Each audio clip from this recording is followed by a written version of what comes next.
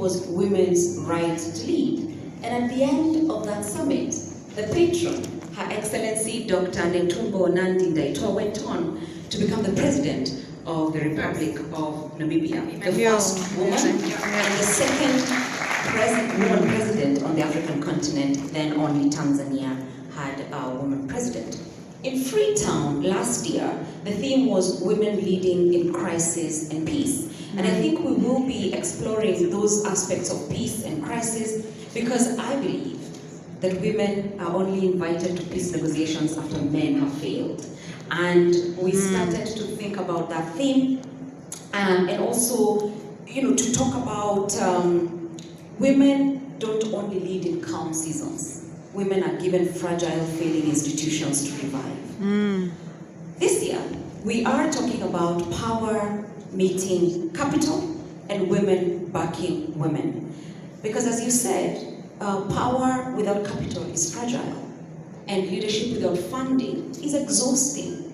So during this summit, we're going to explore how we speak each other's names in rooms we're not in, how we rise and rise together, and how we own land, how we own assets, how we own our bodies and our agency to be able to lead.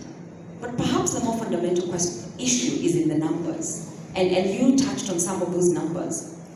And NALAFEM has impacted over 50,000 women, reached over 42 African countries, undertaken 38 advocacy missions in 32 African countries, and built more than 300 collaborations and brought together more than 40 African and global partners to support this cause. And so that level of impact, building over 1,000 women leaders, building the leadership pipeline in the fellowship, and we know the stories of our fellows. 1 in 4 fellows moved on to a leadership role after going through the fellowship. So really that has been the impact. More than 80,000 manifesto signatures, and moving from signatures to advocacy rooms, to policy rooms, and to where real decisions are made. So I can go on about the numbers, but what has shifted? I think what has shifted for us is we have moved from representation to real power, and the language has moved really from that to real power. We're moving from mentorship to core leadership. Yeah. And this is something that we always talk about, intergenerational core leadership. We're moving from visibility to accountability. It is not enough to be seen to lead. We must be accountable for the roles and the power that we have. So the question no longer is, can African women lead? But the question has become, what happens when African women are fully backed to lead? What do we need to do more?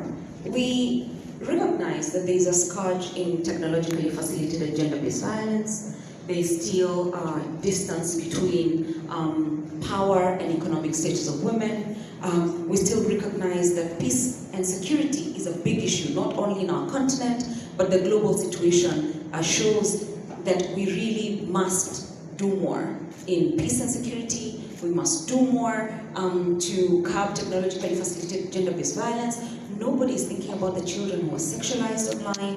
No one is thinking about the women who are harassed and isolated and trolled for daring to lead. And we are moving more towards campaign financing. How do women access campaign financing? So those are the areas that we need to do more on, because those are the areas that are overtrained and underfunded.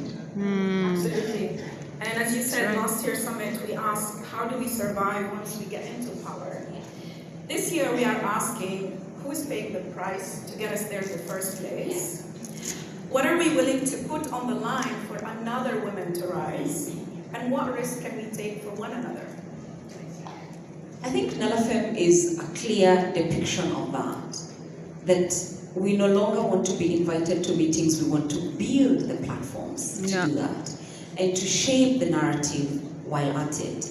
And whenever a woman rises to power, there's a risk and there's a price to be paid. And women have raised leaders and